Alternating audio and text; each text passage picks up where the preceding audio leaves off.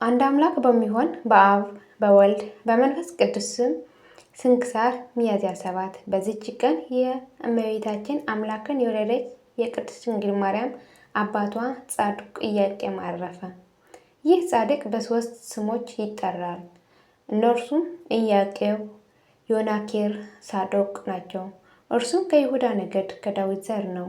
ይህም የአልዓዛር የኤልዮድ ልጅ ኢያቄም በትውልዱ ሐረግ እስከ ሰሎሞንና እስከ ንጉሥ ዳዊት የሚደርስ ነው። ይህም በዙፋኑ የሚቀመጥና ለዘላለም በእስራኤል በሥጋ በእስራኤል በነፍስ ነግሶ የሚኖር ከዘሩ ሊሰጠው ጌታ የማለለት ነው። ሚስቱ ሐና መካን ሆነች። ሁለቱም ወደ እግዚአብሔር አዘውትረው ይጸልዩና ይማልዱ ነበር። እግዚአብሔርም ልመናቸውን ተቀብሎ ይህች ጣፋጭ የሆነች መልካም ፍሬ ዓለምን ሁሉ ከረሃብ ነፍስ ያዳነች ሰጣቸው። መርር የሆነ ተገዥነትንም ከሁሉ በእርስዋ አስወገደ። ለዚህም ጻድቅ ኢያቄም ለክብር ባለቤት ለጌታችን ለኢየሱስ ክርስቶስ አያት መሆን ተገባው። ጻድቅ ስለሆነ ሥጋዊው ከልጁ ስለ መወለዱ ነው። እግዚአብሔርን በእመቤታችን በቅድስት ድንግል ማርያም መወለድ ደስ ባሰኘው ጊዜ በልቦናው ደስ ብሎት መስዋዕቱን አቀረበ። ከላይዋ ከወገኖቹም ልጆች ኀፍረትን አስወገደ።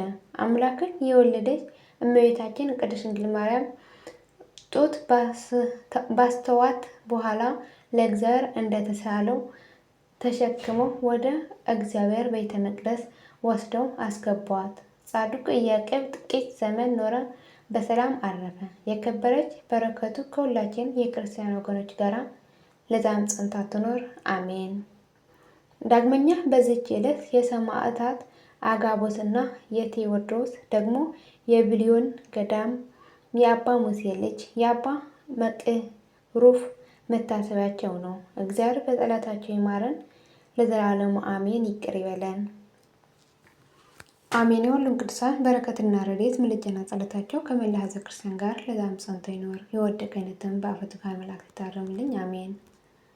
አቡነ ዘበሰማያት ይትቀደስ ስምከ ትምጻእ መንግሥትከ ወይኩን ፈቃድከ በከመ በሰማይ ከማሁ በምድር ሲሳየነ ዘለለዕለትነ ሀበነ ዮም ህድግ ለነ አበሳየነ ጌጋየነ ከመ ንሕነኒ ንህድግ ለዘአበሰለነ ኢታብአነ እግዚኦ ውስተ መንሱት አላ አድኅነነ ወባልሐነ እምኩሉ ኬስ ወዚአከ ኢቲ መንግሥት ኃይለ ወስብሐት በሰላም ቅዱስ ገብርኤል መልአኩ እግዝእትየ ማርያም ሰላም ለኪ ድንግል በኅሊናኪ ወድንግል በሥጋኪ እም እግዚአብሔር ጸባኦት ሰላም ለኪ ብርክት አንቲ እምአንስት ወብሩክ ፍሬ ከርሥኪ ተፈሥሒ ፍሥሕት ኦ ምልዕተ ጸጋ እግዚአብሔር ምስሌኪ ሣህል ወጸልይ ምሕረተ ወእንታነ ፍቅር ወልድኪ ኢየሱስ ክርስቶስ ከመ ይስረይ ለነ ኃጣውኢነ ለዓለሙ ዓለም ለዘላለሙ አሜን።